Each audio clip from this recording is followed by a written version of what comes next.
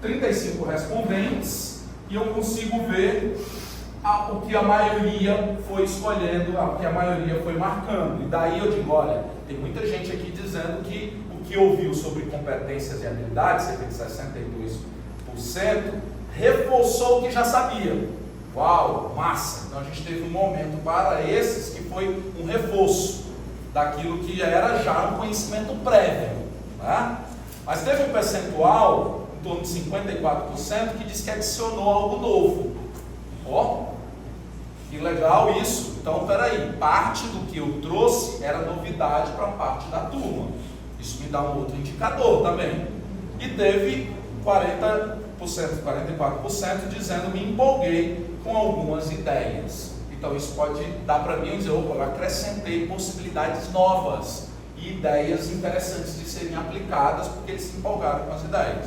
Tá certo? Então isso me dá rapidamente um retorno de como foi esse primeiro momento que a gente fez aqui. Você, ao elaborar uma ferramenta como essa, pode criar outras opções para tentar entender o nível de engajamento dos seus alunos para aquilo que você levou naquela aula. Show? Estão comigo? Vamos adiante? Vamos falar de experiência do aluno? Bom, a gente falou de competências e habilidades, a importância da gente migrar de uma educação baseada em conteúdo para uma educação baseada em competências e habilidades. Mas daí a gente precisa entender como isso se dará na perspectiva do aluno. Já ouviram, muitas vezes, óbvio, a ideia e a discussão de que quem é que está no centro do processo de ensino-aprendizagem. De cara vem, obviamente, a resposta, né? Quem é que deveria estar no centro de ensino-aprendizagem? O aluno. O aluno é esse ser que deveria estar lá. Eu concordo com isso até a página 2. Porque na hora em que a gente coloca o aluno lá, mas o deixa lá isolado, a gente não está, de fato, olhando para ele. Porque o que é importante de se ter ali é o aluno no centro envolvido em interações. Interação aluno-aluno, aluno-professor, aluno-gestor, gestor-professor, família-gestor, uma interação permanente. Eu mais acredito na importância das interações no centro do processo do que de um ator isolado no centro do processo. Eu entendo quando as principais linhas de pedagogia evidenciam a necessidade desse aluno no centro. Mas eu puxo um pouquinho mais ali de Vygotsky, né, para entender que interações são importantes no processo de aprendizagem. Inclusive interações com o meio, interações com o contexto. Né? Bom, mais uma vez, estamos começando um novo capítulo, a gente pode gerar um outro mapa aqui. Né? Ali no final, no final poderia resgatar o mapa mental e fazer duplas ou trios e dizer, procure diferenças entre os mapas de vocês. O que vocês fizeram de diferente? Ou fale para o seu amigo quais foram os destaques que você teve aí durante esse tempo. Essa troca, ainda que seja meio bagunça, ainda que eles não foquem diretamente na atividade, mas o mínimo de troca que aconteça nesse momento, está rolando a aprendizagem entre pares, que é outra estratégia do desenvolvimento. A gente colocar os iguais para fazerem troca, porque eles aprendem entre iguais, eles não aprendem só numa relação díspare entre quem sabe mais e quem sabe menos. Os que sabem igual, na verdade igual, né? Eles que sabem igual, ou têm uma equidade no saber, eles aprendem também juntos. Então, que tal a gente colocar isso também para rolar no dia a dia? Olha esse dado, gente. Quanto tempo levou para cada uma dessas plataformas atingir 100 milhões de usuários? 100 milhões de usuários. O Facebook levou 4 anos e meio, Spotify 4 e 7, o Uber quase 6 anos, o LinkedIn quase 8 anos, o YouTube 4 anos, o WhatsApp 3 anos e meio, o Instagram 2,5, o TikTok 9 meses, o ChatGPT 2 meses atrás de 5 dias. Rápido, né? A pergunta aqui é, o que será? Que esses caras estão engajando cada vez mais pessoas em menos tempo. Facilidade. Facilidade de adquirir os conhecimentos. Está cada dia mais fácil, então é boa. mais fácil agora. O que mais? O que será? Em relação ao Thread, né, eu acho que tem a ver com a ligação ao Instagram. Integração, boa. É porque hoje basicamente tudo está na mão da meta. Né? O Facebook, o Instagram, o WhatsApp, Sim. Eu acho que tem essa... A integração facilita. Boa. O que mais? O acesso à informação. Eu escolho o tipo de informação que eu quero ter. Show. O que mais?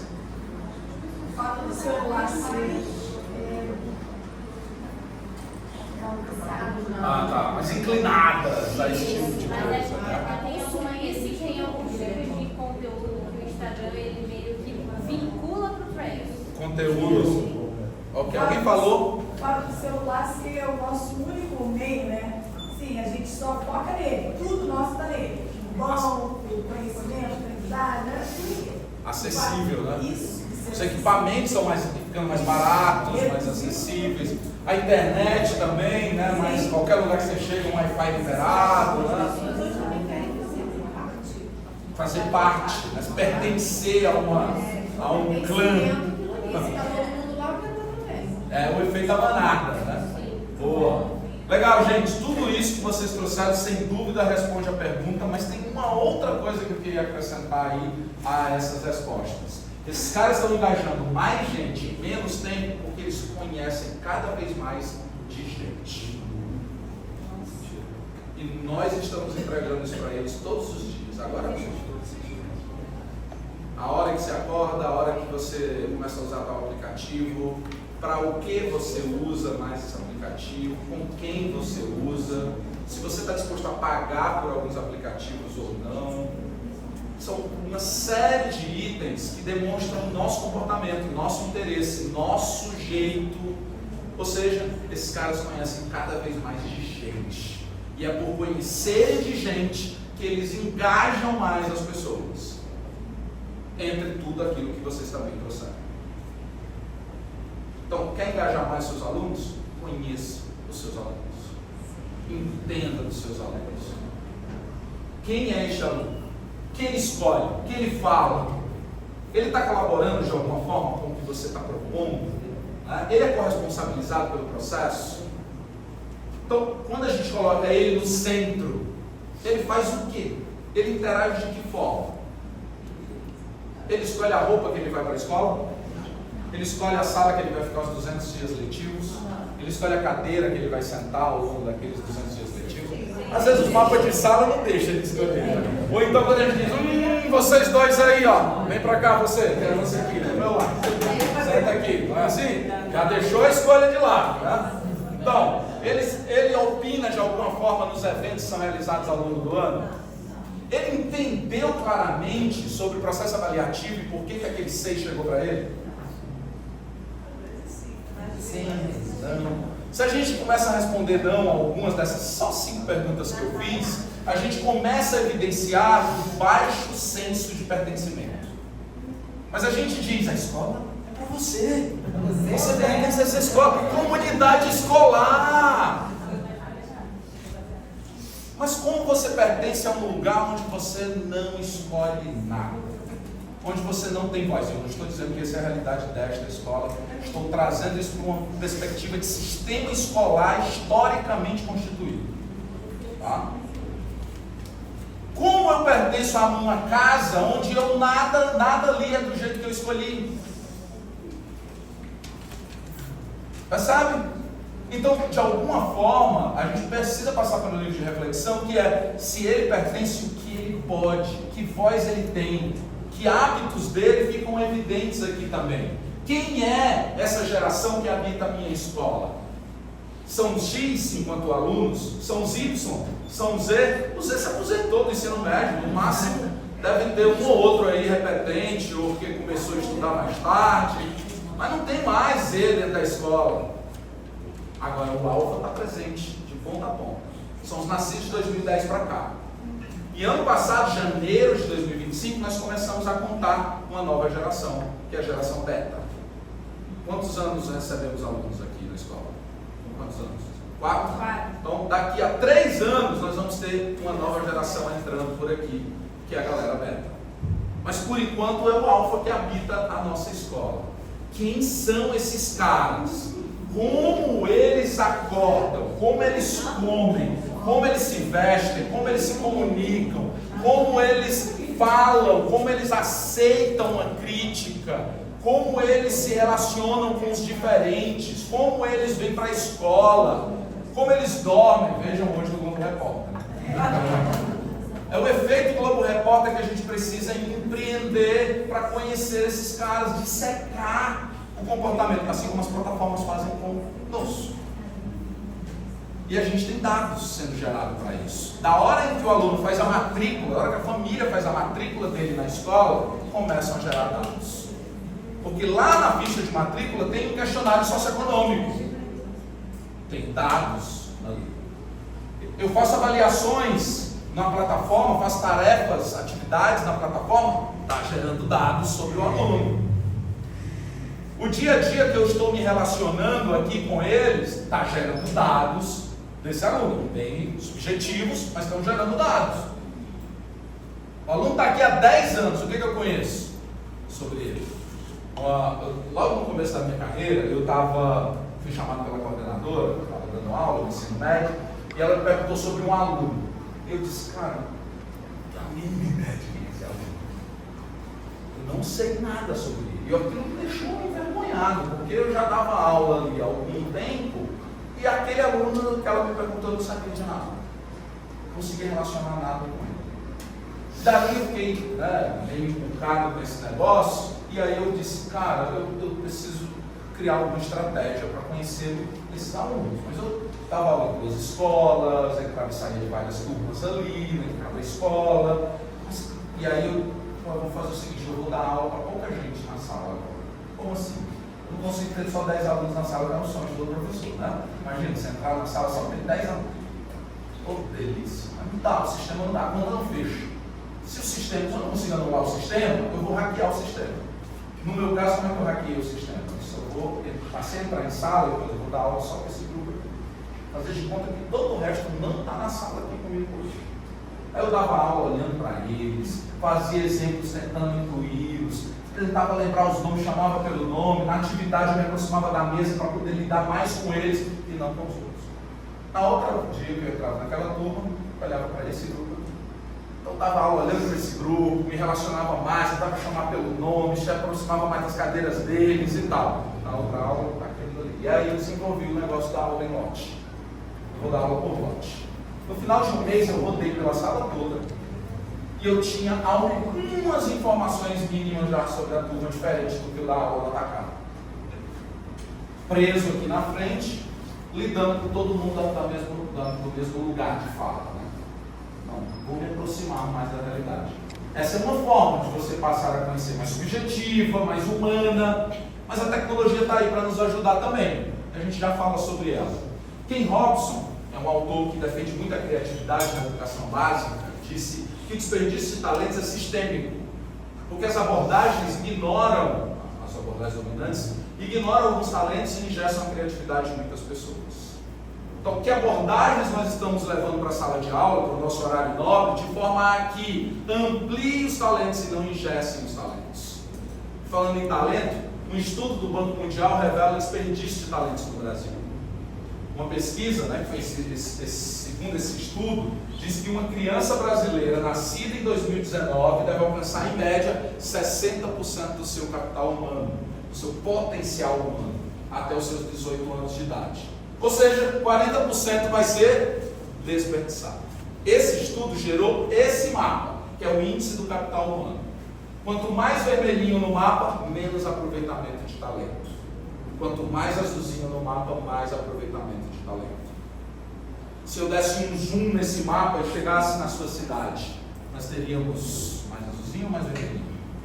Se eu desse um zoom nesse mapa e chegasse na escola, teríamos mais azulzinho ou mais vermelhinho? E se eu conseguisse dar um zoom ainda mais potente em tempo real, enquanto você está em sala de aula, dando sua aula, seria mais azulzinho ou mais vermelhinho?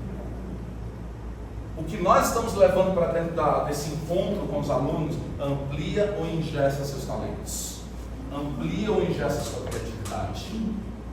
O modelo de escola está atendendo às necessidades de qual sociedade?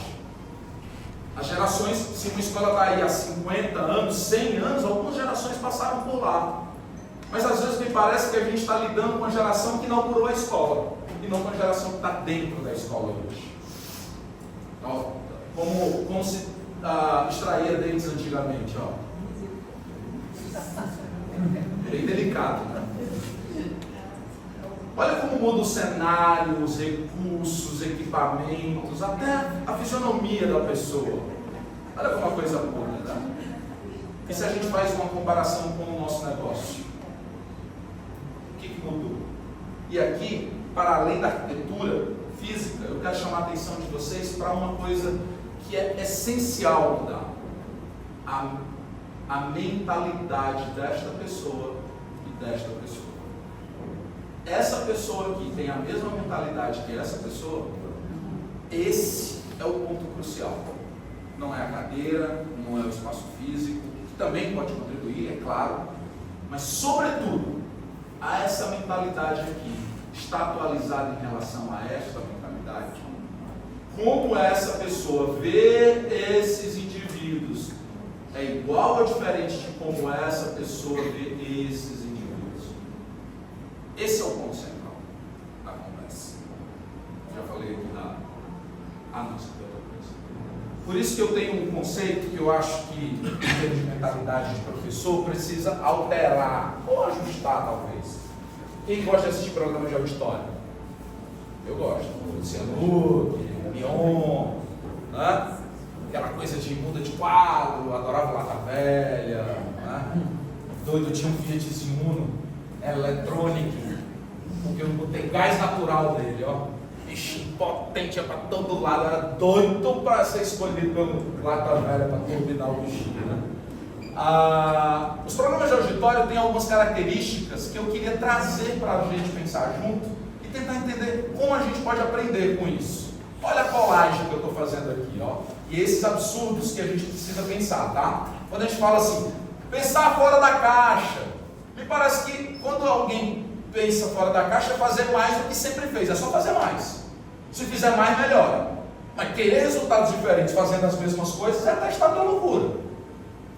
Então assim, a gente precisa talvez fazer novas colagens, novas percepções. Eu convido vocês a fazer uma colagem do que a gente faz em sala, do nosso horário nobre, com programas de auditório. Veja só, o programa de auditório ele é dividido em quadros diversos com diferentes finalidades. Tem entretenimento, informação, participação do público. Uma aula em quadros poderia ter uma divisão da aula em blocos, em atividades com diferentes abordagens didáticas. Como, por exemplo, exposição. Eu tenho disposição, porque não, eu defendo a aula expositiva, tá? Antes de mais nada. Ela tem que existir. O problema é se a gente só faz uso dela todos os dias do ano. Não faz uso de mais nenhum outro método. Experimentação, discussão, produção, né? Atividades. O programa de auditório, em cada quadro, ele tem uma linguagem, uma dinâmica própria. Uma aula em quadros, cada parte da aula poderia ter uma metodologia específica para atender objetivos distintos. Se eu tenho 1 hora de aula, eu não preciso ocupar 1 hora só eu falando. Eu posso falar 20, 30 e os outros 30 fazer outra coisa. O programa de auditório tem alternância de ritmo, porque isso mantém o interesse do público. Já numa aula em quadros, podia ter uma variedade de estratégias que engajam os alunos e sustentam a atenção deles. Um programa de auditório podia ter a participação ativa da plateia com jogos, perguntas, desafios. Né? Ele tem, aliás. Na aula em quadros, poderia ter a participação ativa dos alunos com dinâmicas, debates, experimentos, quizzes. Com base nessa correlação, nessa colagem aí, eu estou propondo aqui um programa, uma aula que eu estou chamando de programa de auditório científico, show da reação. Eu peguei o tema, que é transformações químicas, a partir desta habilidade lá da BNCC, ó o verbozinho, identificar, né? É um público de 9º ano, com duração de 90 minutos, ou seja, 2 aulas juntinhas, seguidas, tá? E aqui está o meu plano de aula. Está aqui, ó. Eu dividi os 90 minutos em blocos de tempos, tempo de centração, aí educação infantil, tempo de centração. Para cada bloco, cada tempo, eu dei um nome, eu batizei, que é o nome do quadro. Então eu tenho na ponta da língua, ciência no palco, repórter do saber, lição química, quem sabe brilha, e eu terminei com bastidores, que é uma espécie de feedback quente ali, uma avaliação feita em 5 minutos. Cada quadro, cada tempo desse tem um objetivo e um formato. Um objetivo e um formato. Um objetivo e um formato. Tá? e eu vou mudando aquilo dali. Né? Agora vamos com ciência no palco. Tá, agora vamos chamar repórter do saber. Vai reforçar o conteúdo com linguagem própria. O que eu quero aqui no repórter do saber? Que façam duplas, um vai ser o repórter e o outro vai simular ser um cientista. Vocês vão falar sobre o que acontece nas reações. Dinamicidade, né? Na primeira vez que eu tento isso, os alunos, não consigo fazer dentro do tempo, não sei o que e tal. Segunda vez, já foi familiar. Terceira vez, eu já estou esperando pelo quadro específico. Na quarta vez, se você deixar um quadro de fora, dizendo, e cadê o quadro do Quem Sabe Brilha, professor? Porque a cada vez que eu fizer, eu não vou mudar isso aqui. Eu mantenho, o programa de auditório eu mantenho o ano todo os mesmos quadros. Às vezes mais do que um ano.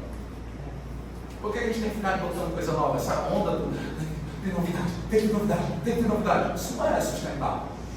Da mesma forma, você pensa que eu vou fazer isso, algo desse tipo, toda a aula? Não precisa. Foi o que eu falei desses extremos de fora.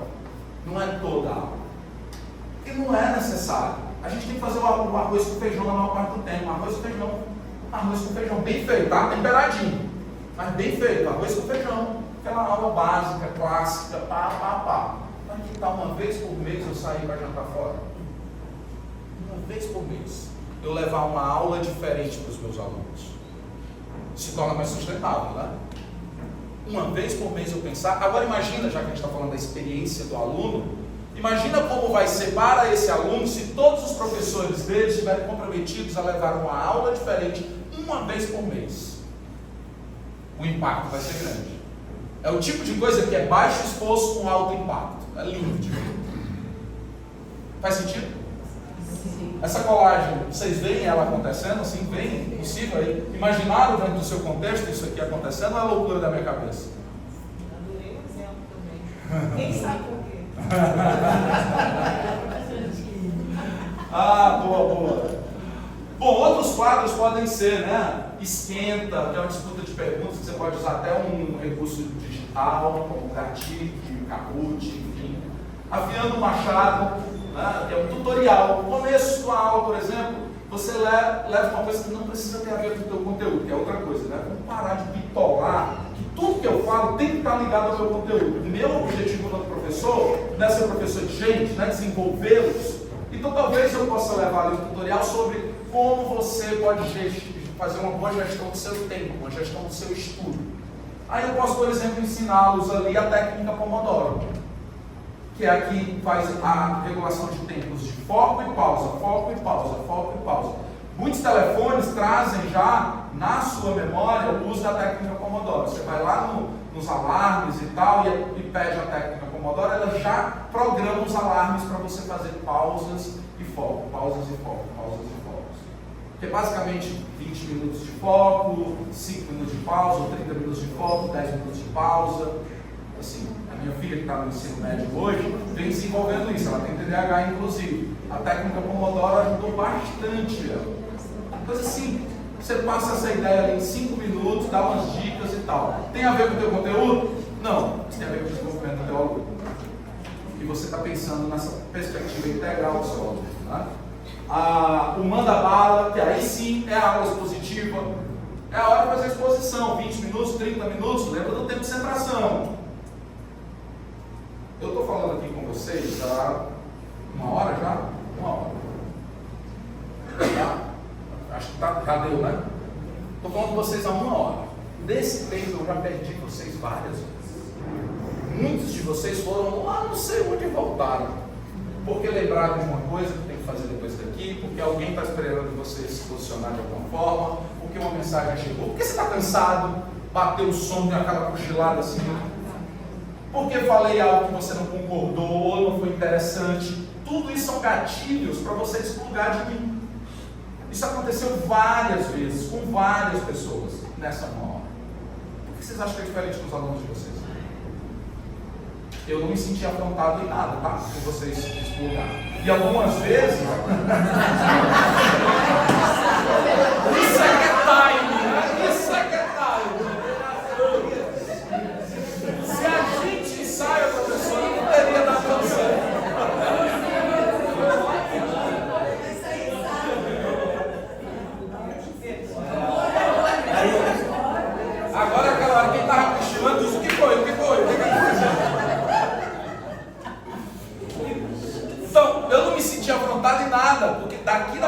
perceber quem de fato faz essas modulações. Pelo seu jeito, pelo seu olhar, a gente consegue, vocês conseguem fazer isso com os alunos de vocês. E não é afronta, para de achar que é afronta. São características e características que oscilam de acordo com o dia, com o emocional e tudo mais. Então vamos normatizar o desplugar? Foi e voltou. Mas no entanto a minha função, entre outras, né, deve ser como eu faço para diminuir essa quantidade de desplugar. A intensidade e a quantidade dela. Essa é a ideia de usar técnicas que ajudam, que facilitam o cara ficar cada vez mais tempo comigo. Mas nunca sem respeitar o fato de que isso de fato vai acontecer. Tá? Bom, aí tem o divã, momento reflexivo, solta uma música, deixa a galera, né, concentrar ali no comecinho, né, lança uma poesia. A arte sempre é uma boa ferramenta nesse momento. Né? Momento hashtag, você termina dizendo, se você fosse postar sobre a nossa aula de hoje, que hashtag você usaria? Deixa a galera falar da hashtag, né? Entrevista, traz alguém para ser entrevistado ali, tem a ver com o conteúdo que você vai utilizar, alguém da escola, alguém de fora da escola, um elemento novo, contando histórias. Aliás, sua própria história pode ser usada como recurso em alguns momentos. Tem muita gente assim, mas como é que eu crio vínculo com a turma? Tudo que eu faço está certo. Você já contou alguma coisa sobre você? Porque se você nunca contou nada sobre você, meu amigo, não tem jeito, não vai ter vínculo. Então, cuidado com o que você vai contar sobre você. Não leve as suas crises conjugais, as suas decepções amorosas para a sala de aula, tá? Lembre quem era o adulto da sala. Por favor. No entanto, algumas das como você está se sentindo naquele dia, alguma conquista que você teve, essas coisas valeriam ser, porque existe muito poder na vulnerabilidade, né? E existe uma conexão profunda quando vulneráveis se encontram. Então, se vulnerabilize, vez ou outra, conte um pouquinho de você, vai soltando essas pequenas partes interessantes ali. Bom, o interessante aqui é que tem um recurso dentro da plataforma do SAS que te ajuda a montar aulas. Se vocês já usaram, que esse recurso está disponível lá, que é o plano de aula, você tem recursos, plano de aula. Aqui você escolhe qual é a turma, né, a série e tal, qual é a sua área de conhecimento, o seu componente, qual é o capítulo, o tema, de acordo com o livro, inclusive. Aqui você faz uma contextualização do que você espera para essa aula, quanto tempo você vai ter da aula, a metodologia, por exemplo, sala de aula invertida, e aqui você atribui características. Eu vou dar aula numa turma que é muito participativa, numa turma que dispersa com facilidade. Você dá lá a orientação e manda, aqui está dizendo, turma que gosta de conversar, e manda ele criar o plano para você. E ele criou um plano de aula para um recurso para dentro da plataforma para vocês. Percebe? Aí às vezes, essa é uma das coisas que eu evidencio muito, que é, sabe o lance de comprar uma Ferrari e usar como Fusquinha? É um desperdício grande, né? Então, aprenda a usar a Ferrari que vocês têm na mão. E, por favor, eu vou fazer aqui o merchan, né? Para dizer, cara, a plataforma SAS é uma Ferrari, tem recursos diversos lá. Nem todos vão fazer sentido para a tua prática, tudo bem. Mas o que está fazendo sentido? Dizer que nada faz sentido aí também? Acho que não é o caso. Então, busca alguma coisa que faça sentido, explore as ferramentas, pelo menos conheça. É igual a história do filho, né? Filho, come brócolis. Eu não gosto de brócolis. Você já comeu brócolis? Nunca comi brócolis. Eu não gosto de brócolis. Aí você diz, a plataforma não serve. Mas você já explorou a plataforma? Não, nunca explorei. Então não serve dizer que não serve. Percebe? Bom, o recurso do Latia Sala eu já trouxe para vocês. Eu não vou fazer, não se preocupe, só para exemplificar. Mais uma vez aqui no tema, posso de novo fazer o feedback, né? Perguntinha, desmarca, eu tenho esse feedback. O que nos leva a falar de tecnologia? Mais um mapa mental. Deixa eu ir para cá. O que acontece se a realidade da escola ela é a ausência ou proibição da tecnologia, enquanto a realidade do aluno é mediada pelas tecnologias? A gente vai estar negando algo para eles. E se a gente nega o acesso à tecnologia como mediadora da aprendizagem, a gente vai estar limitando a visão de mundo desses alunos. Porque o mundo deles é mediado pela tecnologia. Não adianta ficar demonizando, a gente precisa dar caminhos, funcionalidades claras, intencionalidades claras para esse uso. Porque a tecnologia ela pode ser um analgésico, um doce ou uma vitamina. Ela foi um analgésico, por exemplo, durante a pandemia. Uma dor enorme que serviu para a escola continuar acontecendo. Ela pode ser um doce no final da aula, quando a gente brinca de uma revisão usando um Kahoot, e aí gera aquela competição, aquela zoeira, um docezinho, ó, dopaminazinha, maravilha. Sempre importante. Mas ela também pode ser uma vitamina. Quando você faz exame de sangue, aí o médico olha assim, você está com baixa de vitamina D. Tem que fazer o quê? Reposição da vitamina D. Aí os alunos fizeram um simulado. Aí eu olhei, a nota de linguagens baixou pra caramba.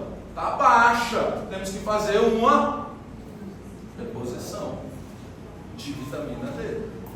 No caso, linguagem. Percebe? Então, a gente consegue usar a tecnologia para fazer marcações onde os alunos estão, a performance dele, as dificuldades dele, e com isso eu vou sendo mais assertivo nas minhas propostas. Eu também não posso olhar para um diagnóstico, um pós-simulado, por exemplo, ok, está aí o dado, eu fiz a leitura do dado, e agora o que eu faço com isso? Se eu continuo, não, segue o baile. Não vou mudar nada do meu plano, não. Meu plano está lá. Tem que seguir. Plano é um documento vivo. Eu não posso usar plano como a lei escrita em pedra. Tá? Soluções digitais, então mais uma vez o destaque, na plataforma do SAS você vai ter lá para cada segmento, recursos digitais, seja as tarefas personalizadas, né, os questionários personalizados lá no MEG nos anos finais, Eureka, várias ferramentas que estão à disposição de vocês lá. Então aqui, por exemplo, eu tenho o funcionamento da Eureka, né, acontecendo aqui, onde você vai lá, escolhe qual é o ano, aqui foi escolhido o 9º ano, biologia, e aí eu escolho qual é o tema, qual é o capítulo que eu estou trabalhando com eles. Cria-se então um questionário a partir daí, onde eles vão responder, e eles, além de ter uma autopercepção sobre o seu desempenho, você recebe um relatório do desempenho deles. E a gente está desenvolvendo a autonomia desses alunos também com esse tipo de atividade. E ao verificar os relatórios que estão lá disponíveis, você consegue entender como esse aluno está no todo, como ele vem se desenvolvendo ao longo do percurso. Você tem gráficos, percentuais, média de acertos, participação, inclusive para serem usados com as famílias. Quando a família vem querer entender como está o desempenho ou reclamar de alguma coisa, vamos aqui ver como é que está o histórico do aluno. Né? Família, o dado está mostrando aqui que seu filho não está fazendo nenhuma das atividades que são propostas. Então, se ele não faz nenhuma das atividades, a taxa de assimilação vai lá para baixo. Aí você corresponsabiliza a família. Tá? Então, algumas das formas de utilizar isso aí. Tá? Se liga comigo nesse vídeo aqui. Pit Stop em 1950. Olha a cena, olha as pessoas envolvidas. Time to refuel and change the tire. Lou Moore himself changes the tire. Only 4 crew members, including the driver, are allowed to work on the car. It's a tense time. Holland stays in his seat, anxious to get away. Let's watch.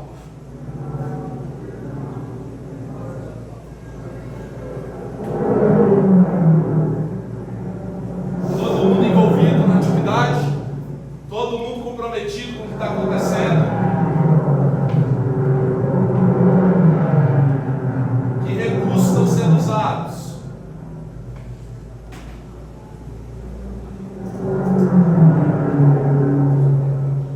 Agora que o cara foi pro segundo pneu, viu? Tá suave, tá tranquilo.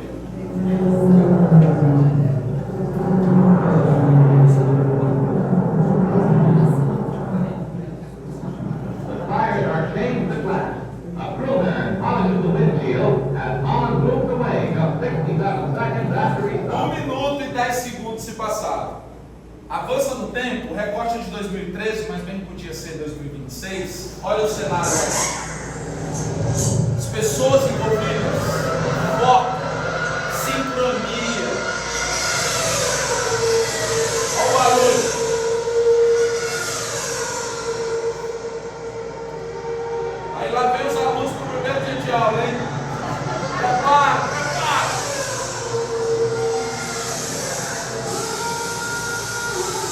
4 segundos.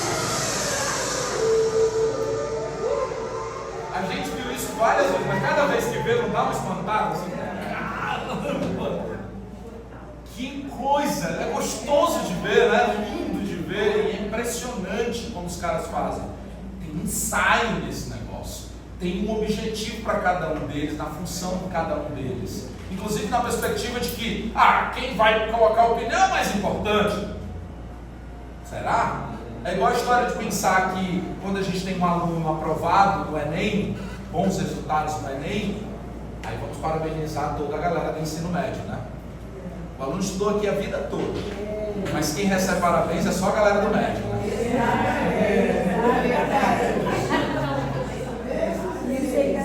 Aquela aprovação diz sobre todo o percurso, não só sobre o médio, até porque, vamos para os dados. Vamos para os dados. Sabe quantos por cento, uma das provas mais difíceis que é a de matemática? 70% em média dos itens de matemática no Enem são do fundamental. Mobilizam conteúdos do fundamental, não é do médio. Então isso não diz só sobre. Eu peguei um dado. Isso não diz só sobre o ensino médio. Percebe?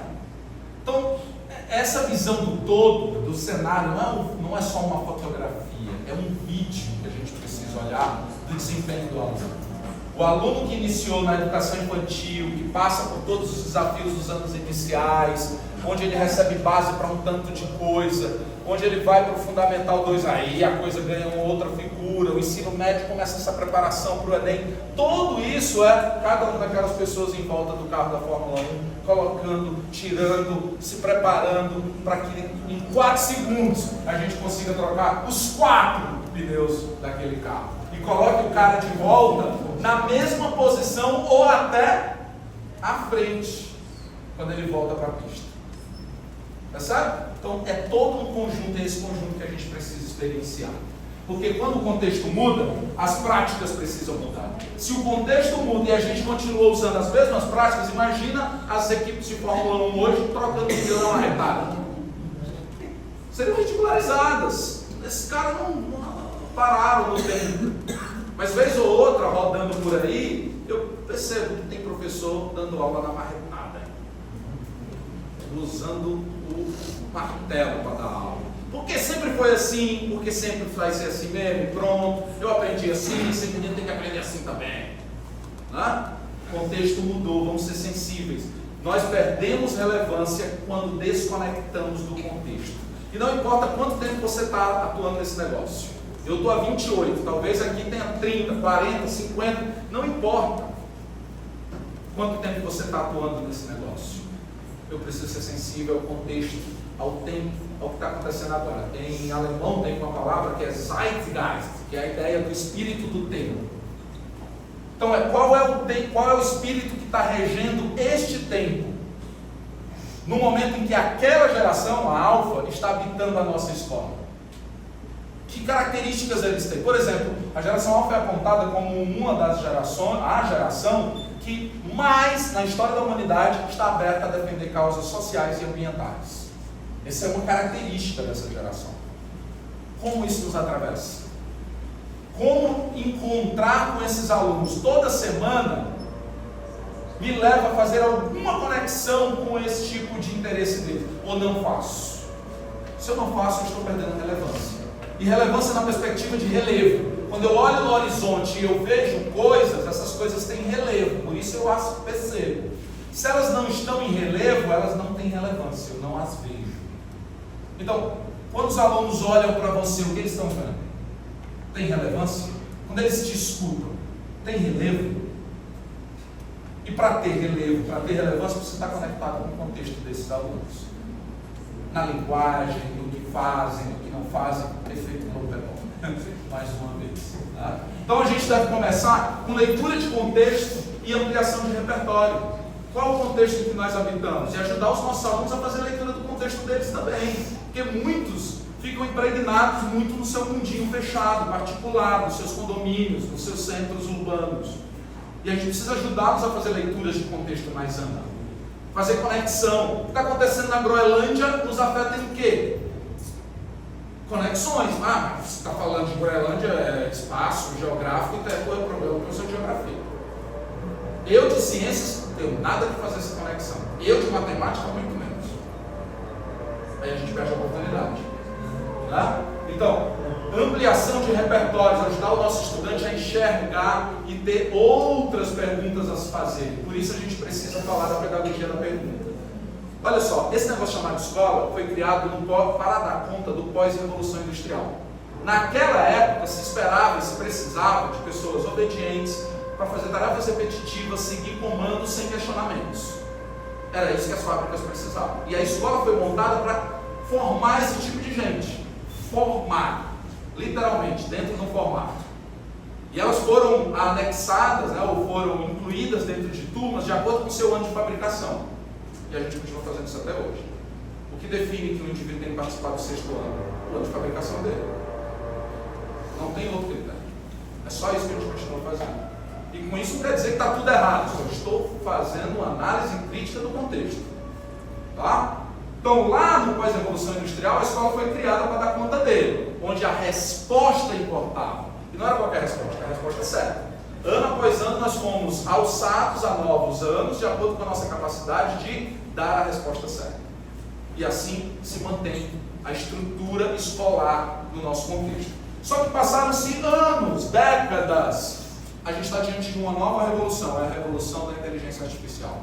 Nessa revolução aqui, se espera que, além de dar respostas, o indivíduo seja capaz de fazer perguntas. Porque o que ele escreve lá para a máquina? O tal do prompt. É uma pergunta, é um comando.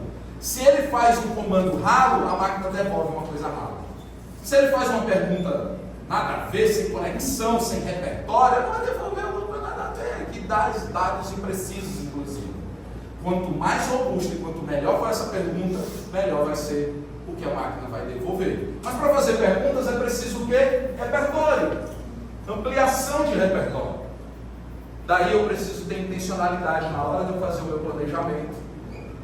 Para como é que eu amplio, ajudo o meu aluno a ampliar esses repertórios. Para ele ser capaz de ser relevante na era da inteligência artificial. Enquanto a gente fica ali pensando, não, porque inteligência artificial eu tenho que ir lá só me preocupar se o aluno está ou não mandando fazer a redação dele na IA. Vamos sair desse lugar, desse medo de que o aluno está colando, medo de que o aluno está copiando. A discussão tem que ser outra. Por exemplo, eu visitei uma escola uma vez, que a sala do ensino médio eram mesas redondas. E os alunos sentavam em volta das mesas. Aí uma família visitando a escola perguntou, mas vem cá, eles têm aulas aqui em volta dessa mesa? Eles debatem, tem trabalho, projeto. Mas no dia da prova, a responsável quis saber, né, perguntou para a coordenação. Mas no dia da prova, eles fazem prova aqui nessa mesa? Não é. Aí a mãe, mas eles não colam um no outro, não? Olha a preocupação. A coordenadora respondeu, e aquilo faz sentido para o contexto dela, tá? A coordenadora respondeu, bom, se eles acham que obter sucesso colando do outro é o caminho que devem seguir, então é isso que eles vão fazer. Só que isso está dentro de um trabalho de conscientização e de uma espécie de narrativa que a escola cria sobre como a gente lida com esse tipo de coisa, que vem lá da educação infantil e vai até... A gente quer muito que algumas coisas aconteçam na escola, mas às vezes está faltando a gente fazer um input. Vamos começar agora. A gente quer mesmo isso? Bora começar agora. Porque daqui a 5 anos a gente vai querer ter começado hoje. Daqui a 10 anos a gente vai querer ter começado hoje. E o fato é que esse tipo de coisa ela só começa a aparecer resultados, mas lá na frente mesmo. Então, eu estava falando da pedagogia da pergunta. O quanto nossos alunos se sentem à vontade para fazer perguntas no final das nossas aulas? Ou eles têm medo? Medo de que alguém vai dizer, vai fulano, essa pergunta idiota. Até receber um apelido por causa da pergunta que fez. Não é assim? E aí a gente tem, significa que ninguém está com dúvida? Não, é porque tem muitos medos e receios. Como que a gente cria uma cultura, um ambiente seguro para perguntar o que quiser, onde nenhuma pergunta é idiota? Talvez eu tenha que escrever na parede, toda pergunta é válida. E repetir isso como um mantra no final das minhas aulas, durante as minhas aulas. Alguém tem alguma pergunta? Toda pergunta é válida. Aí quando o gaiatinho ri do outro, diz assim, eu não entendi a sua risada. Constrangeiro. Toda pergunta é válida, eu não entendi isso, Elisada. E aí faz isso a narrativa. Agora, quando todo mundo está no uníssono nessa questão, a gente cria cultura. Tá certo? E aí a gente começa a modificar o ambiente. Estou dando um exemplo sobre uma questão que diz respeito a essa cultura da pergunta, mas quantas outras coisas a gente pode introduzir no nosso ambiente para criar e modelar a cultura? Porque senão a gente fica o tempo todo falando das barreiras, mas nunca ataca as barreiras. Ok, os alunos não fazem pergunta porque se sentem com medo de ridicularizar. Então vamos remover essa barreira para que eles façam perguntas. Que outras barreiras a gente tem no processo de ensino-aprendizagem que a gente precisa remover? E talvez removê-las comece com criar novas narrativas. Tá? Isso aqui pode acontecer, gente? Professores planejam individualmente, coordenadores analisam o quanto possível, alunos são conduzidos sem intervenções e famílias recebem apenas o resultado final. Isso aqui pode acontecer? Impacto, sem muito. Nunca viram isso aqui acontecer? Ah, bom. Aí você, meu Deus do céu. Vejo demais isso aqui acontecer, uns mais do que outros e tal, mas você percebe que aqui nessa tela existem todos os stakeholders, né? Todos os personagens, os atores da escola. Aquele negócio não é comunidade escolar. Está aqui, ó. Todo mundo. O quanto essas pessoas estão numa sinergia de fato. Estão olhando umas para as outras, estão cooperando umas com as outras. Né? Famílias que muitas vezes entregam o menino, o filho aqui no começo do ano e ela parece que corre lá no final da esteira, só esperando o resultado. Aí chega o resultado. 4? O que você sabe com meu filho? Não é assim? Mas não participam do processo. A gente chama para reuniões, a gente chama para conversa, a gente chama para o que não vem. Aí a gente faz as reuniões de pais, a gente olha assim para a sala da reunião. Quem deveria vir não veio. Não é assim, né? Aí o que eu faço? A gente vai cansando e vai largando mão, mas não dá para largar a mão da família. Sem a família no processo, nós vamos fazer só uma parte do trabalho. Não vai ser o trabalho completo. As famílias precisam participar do negócio e a gente precisa evangelizá-las nessa direção. Atendendo famílias na escola, por várias vezes eu me deparei com situações em que elas vão reclamar, apontando o erro da escola, e ao ouvi-las, várias vezes, não era tudo obviamente, mas em vários casos, eu identifiquei que o erro que elas estavam apontando não era erro, na verdade era uma característica nossa, da escola, que elas não tinham entendido, e aí elas invocavam como erro. Então, vez ou outra, a gente precisa lembrar de por que a gente faz a tarefa do jeito que a gente faz, por que a gente faz os eventos do jeito que a gente faz, por que a gente tem um sistema avaliativo como a gente tem. A gente precisa explicar. Se você está convicto da tua prática pedagógica, então apresenta os porquês. As famílias precisam saber os porquês. Porque aí ela pode até não concordar, o que é o direito dela, mas ao entender, ela vai saber da nossa intencionalidade. E é isso que a gente precisa, que elas entendam a nossa intencionalidade, porque a gente faz o que a gente faz. Está diante de planos, né, fazendo planejamentos, ou praticamente concluídos planejamentos, e eu gosto sempre de pensar num plano que seja simples e ousado. Simples porque vai caber na frente de uma folha, respondendo perguntas como por quê, onde, como, quem, por quê, e acabou. Está aí meu plano feito. Ousado porque quando eu termino de fazer o plano, olho para ele, me imagino executando, eu penso, chega daquele frio na barriga. Plano que não dá frio na barriga, não vale. Tem que dar frio na barriga, tem que me motivar, me engajar. E quando eu terminar, quando eu executar o plano, eu saio de lá fervendo. Que massa, que conquista, tá? Bom, aqui eu tenho um modelo, que é o Canvas de planejamento, onde coloca a estética importa. São blocos, cada bloco onde você traz uma informação. Bem no meio do meu plano, e não é à toa, bem no meio está a razão da minha aula, o porquê da minha aula, que é competência e habilidade, que eu retiro lá da BNCC. Sabe? Ah, mas e o conteúdo, Jonas? Está aqui, ó. O quê? Que é o objeto de conhecimento. Mas vamos lembrar, conteúdo é meio, habilidade e competência é fim. Tá? Para quem eu vou fazer essa aula? Para aqui o meu público. Eu vou fazer alguma parceria, vou convidar alguém, vou ver alguém lá da escola para poder participar de algum momento dessa minha aula. Aqui. Qual método que eu vou usar? Que recursos eu vou usar? Aqui no como. Onde? Qual ambiente? Vai ser na sala de aula? Vou tirar ele da sala de aula? Vou levar para o laboratório? Vou levar para assistir filme em algum canto? Que conexões com outras áreas do conhecimento eu vou fazer? eu vou dar aula de matemática, mas eu acho que dá para fazer uma colagem com o professor de ciências, com a área de ciências, com a área de português, de linguagens, enfim, aqui. Tá? Quem, né? Já falei. Quanto? Que atividades eu vou passar para essa turma e quais as evidências de aprendizagem dessa turma? Bom, está aqui uma aula de matemática que eu planejei para o quarto ano. As habilidades e competências tiradas lá da BNCC, o público é o quarto ano. Eu quero usar um método de sala invertida, eu vou usar encarte, site de supermercado, eu vou fazer uma conexão com a língua portuguesa, eu vou trabalhar em sala, mas também vou levá-los para uma visita no supermercado que é vizinho da escola, nesse contexto aqui. Né?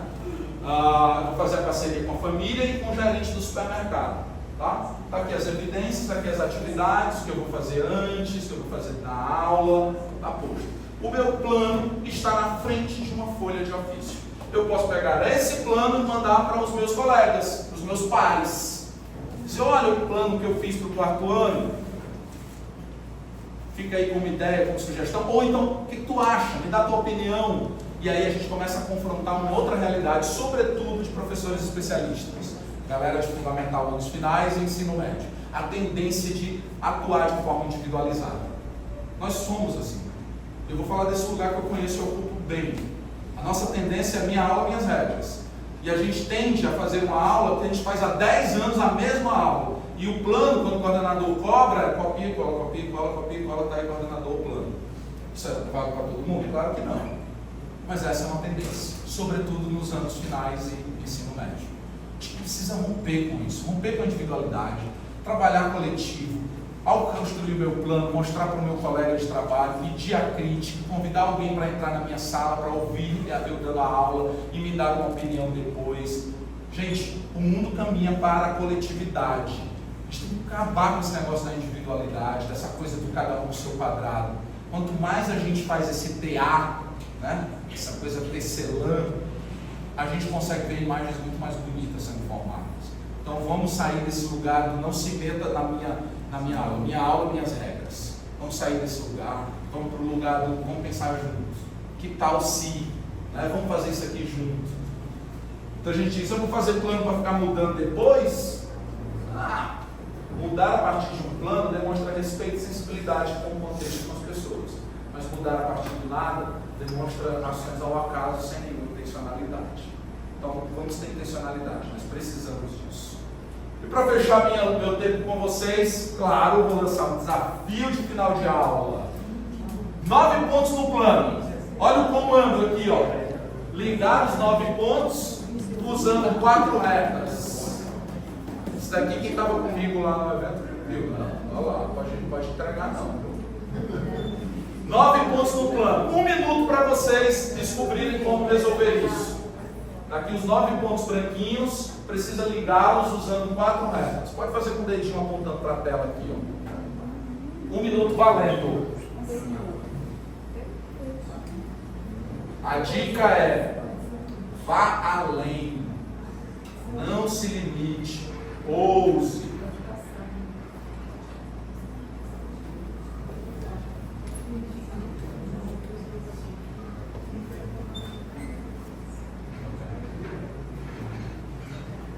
Isso tem tudo a ver com planejamento, eu vou já dizer por quê.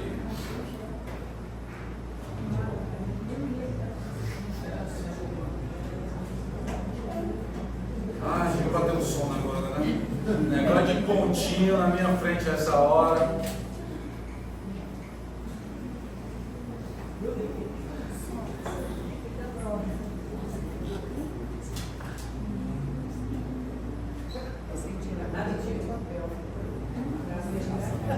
Deu não?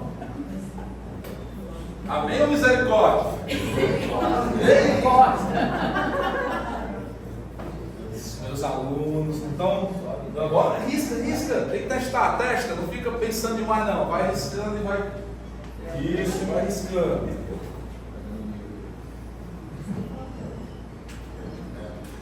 Bora lá.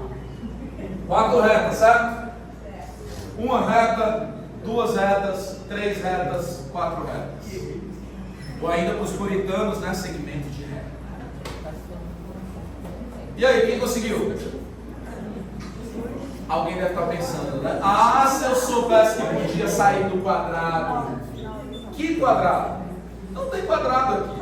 Em algum momento, dado o desafio, a gente viu um limite estabelecido aqui, ó. E aí disse, eu não posso sair dessa zona limitada. Tentei resolver o desafio dentro desse limite, não vai dar certo. Porque como eu dei como dica, né? Vai além. Ousa. Sai desse limite, que talvez seja aquilo que você tem medo, talvez seja aquilo que você nunca tentou novo, talvez seja porque alguém disse isso não vai dar certo, se eu fosse tu, eu não faria, né?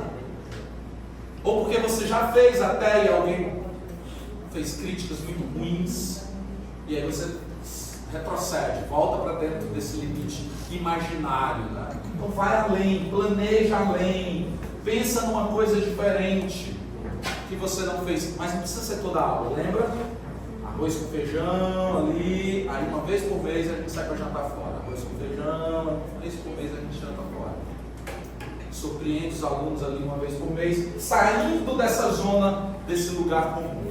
Eu espero que o planejamento de vocês e a execução, sobretudo em 2026, seja usada nesse sentido. Os horários nobres que vocês estabeleçam tenham com seus alunos, sejam momentos de fato de construir essa relação entre conhecimento e contexto, porque todo conhecimento precisa de contexto para gerar significado. Conhecimento sem contexto é dado para repetir em prova e ser esquecido na semana seguinte. Encerramos aqui, mas eu quero saber, se você fosse fazer uma postagem desse nosso encontro hoje, qual seria a sua hashtag? Grita daí. Momento hashtag. Transformação, crescimento, reflexão, inovação. Hashtag, galera do pulmão! Momento hashtag. Qual? Mais conhecimento, interesse.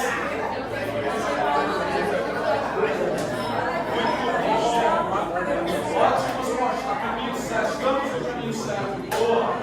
Gente, deixo essas duas indicações de literatura para vocês, de livro. Os dois são do autor que eu citei durante a minha fala, Ken Robson. Somos todos criativos e escolas criativas.